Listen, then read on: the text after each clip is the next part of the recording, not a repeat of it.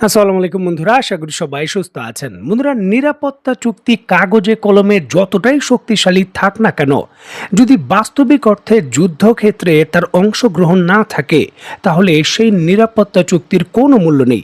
Ukraine এবং আমেরিকার সঙ্গে নিরাপত্তা চুক্তি রয়েছে। সেই 1990 সালেই তারা নিরাপত্তা চুক্তি করেছে, যেটার নাম হলো বুদাপেস্ট, যেখানে এই ইউক্রেন প্রায় 1000-এর বেশি পরমাণু বোমা রাশিয়াকে হস্তান্তর করেছিল। বিনিময়ে গ্যারান্টি দিয়েছিল যুক্তরাষ্ট্র ইউক্রেন কখনো আক্রান্ত হলে সরাসরি যুদ্ধ করবে। কিন্তু এখন কিন্তু তার ছিটে ফোটাও দেখা যাচ্ছে না, যদিও যুক্তরাষ্ট্র সহযোগিতা করছে। সুতরাং সামরিক ক্ষেত্রে কাগজে কলমে প্রতিশ্রুতির কোনো মূল্য নেই, বাস্তবিক যুদ্ধক্ষেত্রে অংশগ্রহণ করতে হবে। আর ঠিক এমন প্রশ্ন এসে দাঁড়িয়েছে এখন ইরানের ক্ষেত্রে। ইরানের সাথে বর্তমানে রাশিয়া এবং চীন দুইটি দেশেরই নিরাপত্তা চুক্তি রয়েছে। আর এই নিরাপত্তা চুক্তি যখন অ্যাক্টিভ, ঠিক এমতো অবস্থায় পশ্চিমা বিশ্ব, বিশেষ করে যুক্তরাষ্ট্র এবং ইসরায়েলের বিরুদ্ধে একটা বড় লড়াইয়ের দ্বার প্রান্তে হলো ইরান। এই সরাসরি যুদ্ধটা যদি মাত্র শুধু ইসরায়েলের বিরুদ্ধে থাকতো বা ইসরায়েল অংশগ্রহণ করত, তাহলে ইরানের সক্ষমতাই এনাফ ছিল। তবে যেহেতু যুক্তরাষ্ট্রের মতো সুপার পাওয়ার এখানে অংশগ্রহণ করবে এবং পরোক্ষভাবে পশ্চিমা বিশ্বের অংশগ্রহণ সুনিশ্চিত রয়েছে, সেখানে চীন এবং রাশিয়ার ভূমিকা, বিশেষ করে চীনের ভূমিকা অত্যন্ত তাৎপর্যপূর্ণ। যদি ইরান পদাতিক হামলায় আক্রান্ত হয়, চীন কি সেনা প্রেরণ করবে? গুরুত্বপূর্ণ প্রশ্ন, কারণ চীনের বিশাল বিনিয়োগ রয়েছে ইরানের ভেতর। আর এই প্রশ্নের উত্তর এবার দিয়েছে চীন। সরাসরি ইরানের পক্ষে তারা পদাতিক যুদ্ধ করবে। আর এর অংশ হিসাবে আগামী কয়েকদিন পরই ইরান, রাশিয়া এবং চীন শক্তিশালী একটি সামরিক মহড়া করতে যাচ্ছে। এই ঘোষণার পরপরই তোলপাড় শুরু হয়ে গেছে যুক্তরাষ্ট্র এবং ইসরায়েলে।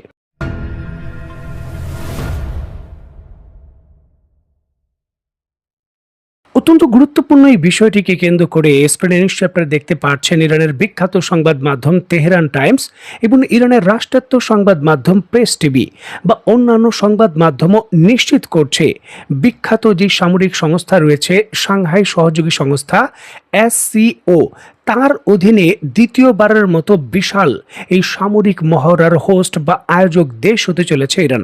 যে সামরিক মহড়ার নাম দেওয়া হয়েছে সানাদ 2025। এখানে আপনাদের সুবিধার্থে বলে রাখা ভালো, এই সামরিক সংস্থা SCO 1996 সালে প্রতিষ্ঠার পর দ্বিতীয়বারের মতো এই বৃহত্তম সামরিক মহড়ার আয়োজন করছে। আর এটা আয়োজন করা হচ্ছে ইরানের ভেতর, যখন যুক্তরাষ্ট্র এবং ইসরায়েলের বিরুদ্ধে যুদ্ধ আসন্ন। আর এই জন্যই কিন্তু এটা এতটা তাৎপর্যপূর্ণ। বিশালভাবে ইরানের উপকূল এবং ইরানের বড় বড় শহরের প্রান্তে চীনা সেনাবাহিনীর সদস্য এবং রাশিয়ান সেনাবাহিনীর সদস্যদের একটি বড় উপস্থিতি, বিশেষ করে ভারী আর্টিলারি সিস্টেম, ট্যাঙ্ক এবং হেভি যে সকল APC রয়েছে তার উপস্থিতিতে হাজার হাজার সেনাবাহিনীর সদস্য এই বড় ধরনের সামরিক মহড়ায় অংশগ্রহণ করবেন। এখানে আপনাদের সুবিধার্থে বলে রাখা ভালো, এই যে SCO সামরিক সংগঠন, এর সদস্য দেশ হিসাবে বর্তমানে চীন, Russia, Bharat, Pakistan, Kazakhstan, Kyrgyzstan, Tajikistan, Uzbekistan, Iran এবং বেলারুশ রয়েছে। 2023 সালে ইরান প্রাথমিকভাবে এই সামরিক সংগঠনের সদস্যপদ পায়, আর 2024 সালে পূর্ণাঙ্গ সদস্যপদ পেয়েছে। আর এর পরপরই কিন্তু এত বড় সামরিক মহড়ার আয়োজন করতে যাচ্ছে, যেখানে ভারত এবং পাকিস্তানের মতো চিরপ্রতিদ্বন্দ্বী দেশ অংশগ্রহণ করলেও তারা কোনো সামরিক সদস্য বা সামরিক সরঞ্জাম প্রেরণ করবে না। পর্যবেক্ষক দেশ হিসেবে তারা শুধু অংশগ্রহণ করবে।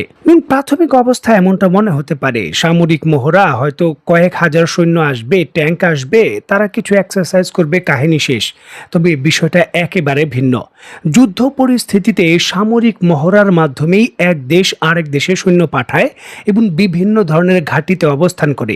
যুদ্ধকালীন পরিস্থিতিতে কোনো একটি দেশের সামরিক মহড়ায় তার মিত্র দেশ যদি বড় ভিত্তিতে শক্তি প্রেরণ করে, এটা হলো একটা বার্তার মতো যে এই দেশের পক্ষে আমি পদাতিক লড়াইয়ে অংশগ্রহণ করব, আমি প্রস্তুত আছি। উদাহরণ হিসেবে আমরা রাশিয়ার কথা ধরতে পারি। ইউক্রেনের যুদ্ধের পর রাশিয়া 6টি বড় ধরনের সামরিক মহড়া আয়োজন করেছিল এবং বহুভাবে চেষ্টা করেছে চীন এবং ভারতের সামরিক সদস্যদের বড় ভিত্তিতে উপস্থিতি নিশ্চিত করতে রাশিয়ার ভেতর। তবে চীন এবং ভারত কোনো ধরনের বড় প্রেক্ষিতে সামরিক মহড়ায় অংশগ্রহণ করেনি। তারা পর্যবেক্ষণ প্রেরণ করেছে, তবে বড় ভিত্তিতে পরিস্থিতিতে তারা সেখানে সামরিক উপস্থিতি নিশ্চিত করেনি। মানে বার্তা ছিল যে ভারত এবং চীন সরাসরি এই রাশিয়ার পক্ষে পদাতিক যুদ্ধ করবে না। পরবর্তী সময় বেলারুশের ভেতর যখন আয়োজন করা হয় একই মহড়া, তখন চীন এবং ভারত কিন্তু সৈন্য প্রেরণ করেছিল। তখন বেলারুশ কিন্তু যুদ্ধকালীন কোনো দেশের অন্তর্ভুক্ত নয়। এখন রাশিয়া যেই সামরিক মহড়াগুলো আয়োজন করেছিল সেখানে প্রায় 40,000 সেনা পাঠিয়েছিল বেলারুশ। মানে বেলারুশ পরিষ্কারভাবে ইঙ্গিত দিয়েছিল, আমি রাশিয়ার পক্ষে পদাতিক যুদ্ধ করতে প্রস্তুত রয়েছি। উত্তর কোরিয়াও এমনটা করেছিল। এখন ইরান যেই সামরিক মহড়া করতে যাচ্ছে, এই সামরিক মহড়ায় চীন অন্তত পক্ষে 10 থেকে 15,000 সেনা প্রেরণ করতে পারে।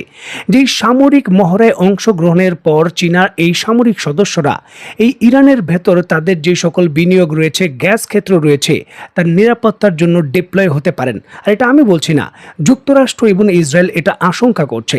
কারণ চুক্তি অনুযায়ী চীন এটা করতেই পারে। নিরাপত্তা চুক্তিতে পরিষ্কারভাবে উল্লেখ রয়েছে। দেখুন, সামরিক বিশেষজ্ঞরা এক বাক্যে স্বীকার করেছেন যে এই এসসিওর মতো বড় সামরিক সংগঠনের এত বড় সামরিক মহড়া এমন একটি যুদ্ধকালীন পরিস্থিতিতে ইরানের আয়োজন করা কূটনীতিক এবং সামরিকভাবে একটা বড় অর্জন। ইরান দেখিয়ে দিল যে আমরা একা নই, আমাদের পক্ষে দাঁড়ানোর মতো বড় কয়েকটি সুপার পাওয়ার রয়েছে এবং তারা যে কোনো মুহূর্তে যে কোনো সিচুয়েশন মোকাবেলার জন্য আমাদের সমর্থন অব্যাহত রাখবে। বিশেষ করে চীনের অবস্থান এই সামরিক মহড়া থেকে আরও পরিষ্কার হচ্ছে।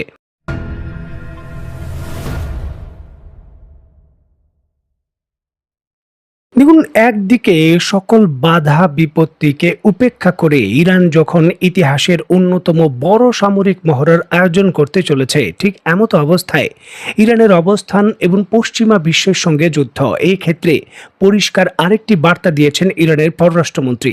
রিসেন্টলি তিনি ঘোষণা করেছেন, আমাদের পরমাণু বোমা যুক্তরাষ্ট্র এবং পশ্চিমা বিশ্বের যে অবৈধ অনৈতিক আবদার রয়েছে তাকে না বলার শক্তি। অত্যন্ত গুরুত্বপূর্ণ এই বিষয়টিকে কেন্দ্র করে স্ক্রিনে নিশ্চয়ই আপনারা দেখতে পাচ্ছেন আন্তর্জাতিক সংবাদ মাধ্যমে তোলপাড় চলছে যে ইরানের পররাষ্ট্রমন্ত্রী জনাব আঘারচি কেন এই কথা বললেন।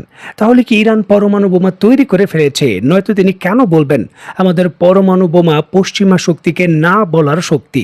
দেখুন, এর ব্যাখ্যাও তিনি করেছেন। তিনি বলেছেন যে আমাদের একটা ধর্মীয় ফতোয়া রয়েছে, যেই ফতোয়া অনুযায়ী আমরা পরমাণু বোমা তৈরি করতে পারি না, তবে পরমাণু বোমা তৈরি করার সকল উপকরণ আমরা রাখতে পারি, আর সেটা আমরা রেখেছি। আর এটাই আমাদের শক্তি, যে আমরা চাইলে যে কোনো মুহূর্তে এটার সর্বোচ্চ ব্যবহার করতে পারি, আমাদের বাধ্য করবেন না। আর এটাই হলো আমাদের মূল কথা।